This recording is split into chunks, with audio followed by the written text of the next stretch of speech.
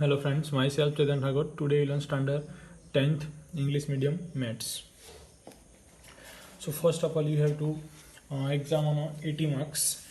In 80 marks you have a total 4 section A, B, C and D.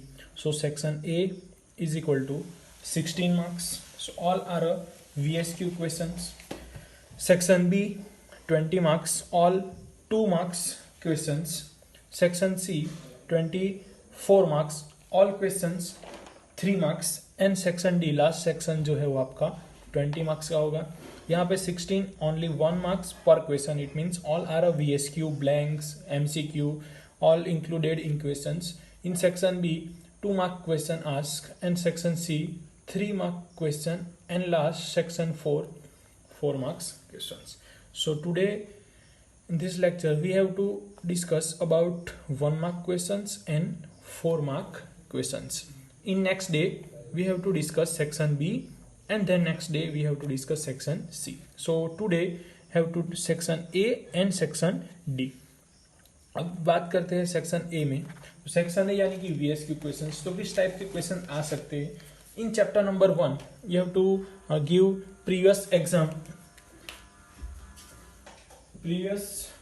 exams, so you idea about which type of question are asked in for 1 marks. For example, under root 4, under root 16, under root 5, under root 8. सो इस type के questions आपके पास होंगे. तो यहाँ पे आपको discuss करनी है कि इरेशनल है या रेशनल है. तो जो भी नंबर का आपको रूट निकलता होगा तो वो नंबर आपको रेशनल में काउंट कर सकते हैं. जैसे कि यहाँ पे 16 और 4 लिखा है तो रूट 16 की जगह पे आप 4 लिख सकते हो. Root 16 it means 4 and root 4 it means 2. So ये आपका रेशनल नंबर के फॉर्म में मिलेंगे. But in place of this number root 5, so root 5 का यहाँ पे रूट नहीं निकलता. यानी कि वो अगर 8 का आपको निकलना हो तो 8 के फैक्टर 4 2 जा 8, 4 का आप निकल सकता है. तो यानी कि 2 रूट 2 ऐसा आप 8 की जगह पे लिख सकते हो. फिर भी यहाँ पे रूट 2 आता है तो ये रूट 2 जो है वो आपका इरेशनल नंबर में काउंट होगा. तो इसलिए यहाँ पे रूट 8 एंड रूट 5 वो सारे इरेशनल नंबर है. रूट 4 एंड रूट 16 ये सारे रेशनल नंबर है. उसी तरीके से अनदर मेथड जैसे कि HCF and LCM.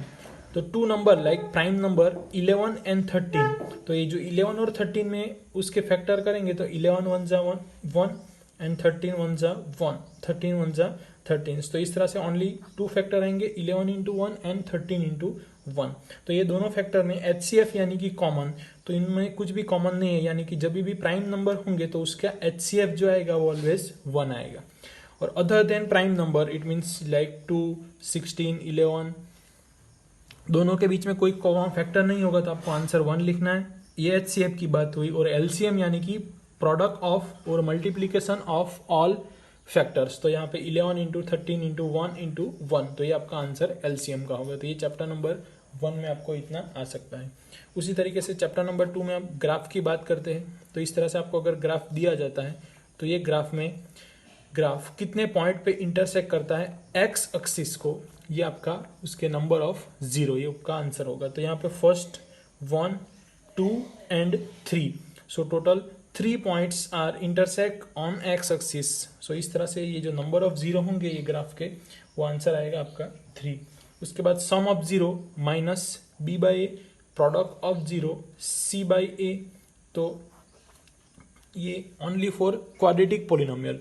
So in a cubic polynomial there are 2 0 it means alpha beta and gamma. And quadratic equation only 2 0 alpha and beta. तो इस तरीके से आपको minus b by a and c by a. Chapter number 3 में जो point है वो कौन से क्वाड्रेंट में है ऐसा पूछ सकते हैं. First quadrant, second quadrant, third quadrant and fourth quadrant. First quadrant it means only x axis is a positive, here also y positive, so all positive points are included in first quadrant. In second quadrant first we have to show x in here negative and y is equal to positive. So our final answer is minus and positive. So first coordinate is minus, another is positive, so included in a second quadrant. In similar way third quadrant x and y both have negative, so negatives are included in a third quadrant. And fourth quadrant first x so positive, y negative, so plus N minus है ना fourth quadrants. उसके बाद जो number of zero complete होने के बाद lines, then two lines are not intersect each other, it means parallel to each other, so x and y, it means a1 divided by a2, b1 divided by b2 are equal, so is a same, and all are equal, so is a coincident line, यानी कि एक line होगी उसके ऊपर ही overlap होगा। तो इस तरीके से ये आपको आंसर मिल सकता है। ये आपकी थर्ड चैप्टर की बात हुई। ये जो ये आपको मैंने प्रिपेयर आपको कहा है वो आपको प्रिपेयर करना है ये चैप्टर के लिए। तो इस तरीके से आपको ये थर्ड चैप्टर की बात हुई। चैप्टर नंबर 4 में डिस्क्रिमिनेंट डी फाइंड करने का इक्वेशन आपको आना चाहिए, D is equal to B square minus 4ac, then D is equal to 0 and D greater than 0, D less than 0। Total 3 points आएंगे। सो 3 पॉइंट्स में D equal to 0, then roots are equal and real. D greater than 0 means roots are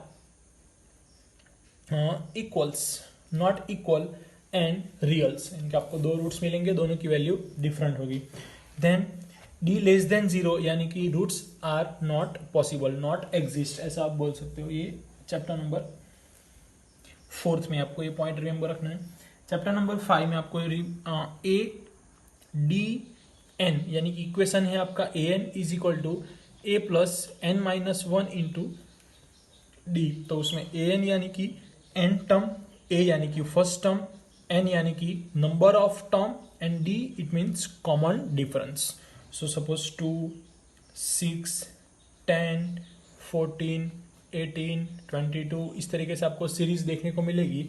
तो ये series में जो first term होगी हमारी वो a की वैल्यू होगी, n की वैल्यू यानी कि नंबर ऑफ टर्म। तो how many term, 1 2 3 4 5 and 6, total 10 यानी कि 6 टर्म है तो n इक्वल टू 6 आएगा। Common difference it means 6 minus 2, so answer is 4।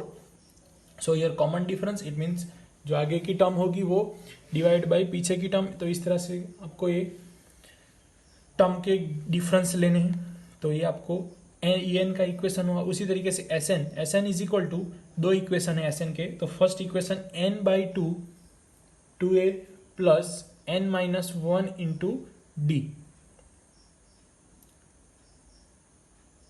and another equation sn is equal to n by 2 a plus l। ये total 2 equations है। sn is equal to n by 2 2a plus n minus 1 into d।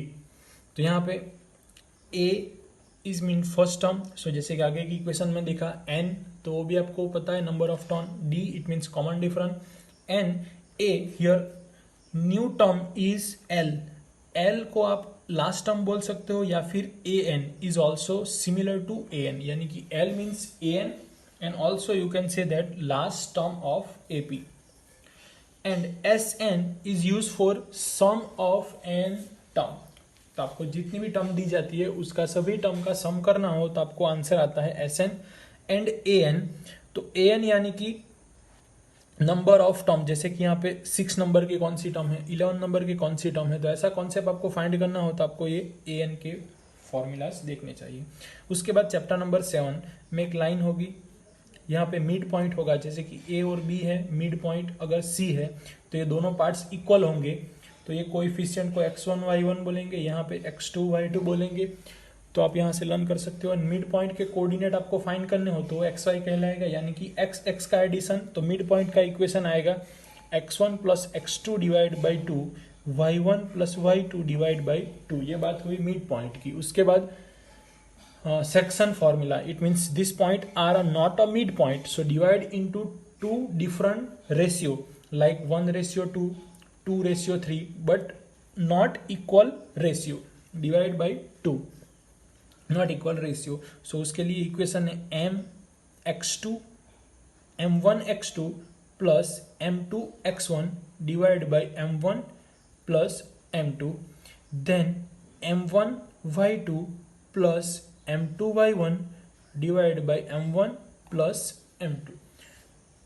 तो ये बात हुई आपकी section formula की। उसके बाद एरिया का इक्वेशन आता है, बट ये हम सेक्शन बी में देखेंगे एरिया रिलेटेड। तो ये आपको VSQ के लिए section formula and mid point formula and distance from origin. तो ओरिजिन के कोऑर्डिनेट अगर पूछेंगे तो आपको लिखना है 0 0। तो ये आपकी सेक्शन फॉर्मूले की बात हुई। इन चैप्टर नंबर 8 एंड 9, तो चैप्टर नंबर 8 और 9 के लिए आपको टेबल प्रिपेयर करना है।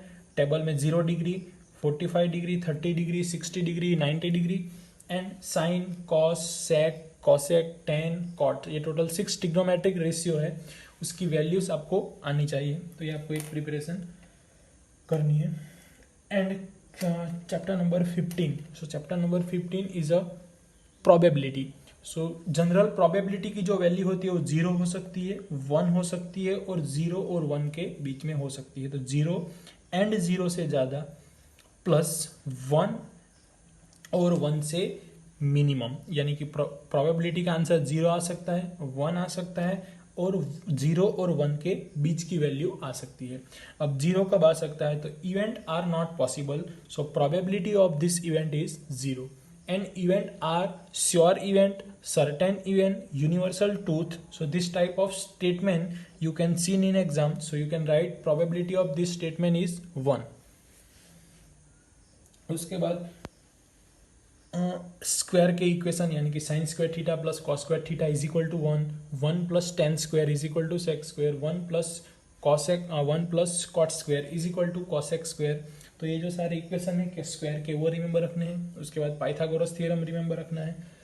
तो इतनी चीज़ें आपको VSQ के लिए प्रिपेयर करनी है।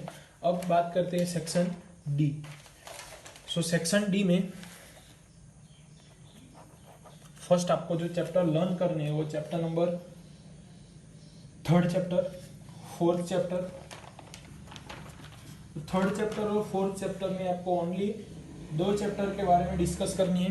तो 2 चैप्टर के लिए फर्स्ट और 3 मेथड्स, चैप्टर नंबर 3 में टोटल 4 मेथड है, वो सारी मेथड आपको आनी चाहिए। जैसे कि फर्स्ट मेथड है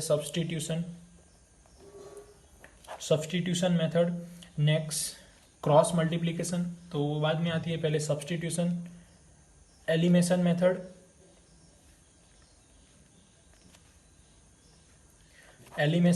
substitution method, cross multiplication method. So ये जो टोटल 3 मेथड्स है, ग्राफिकल मेथड है, बट ग्राफिकल मेथड एग्जाम में आपको नहीं पूछ सकते, बोर्ड के एग्जाम में भी। तो यहाँ पे आपको टोटल 3 मेथड्स लर्न करनी है, substitution method, elimination method and cross multiplication methods. So क्या होता है ये तीनों मेथड में? तो आप सॉल्यूशन, 2 आपको क्वेश्चंस दिए जाते हैं, उसके आपको सॉल्यूशन करने होते हैं।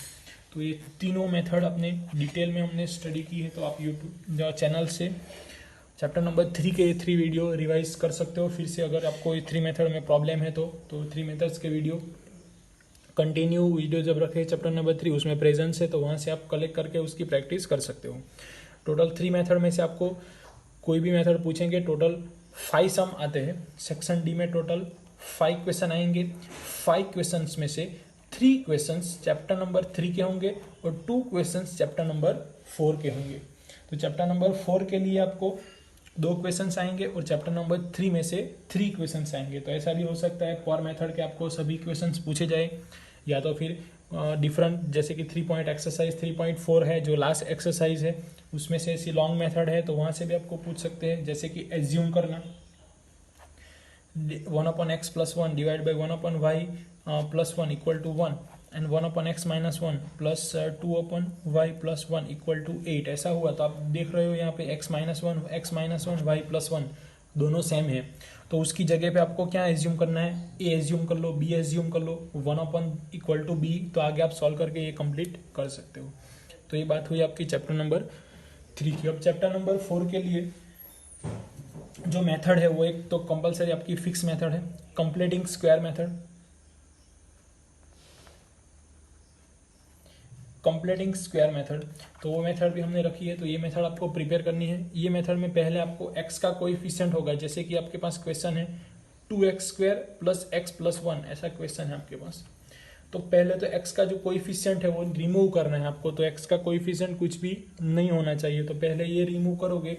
उसके बाद कांस्टेंट टर्म है उसको साइड चेंज करो, कांस्टेंट टर्म की साइड चेंज हो जाए उसके बाद आपको ये सेट करना है, a plus B whole square is equal to A square plus 2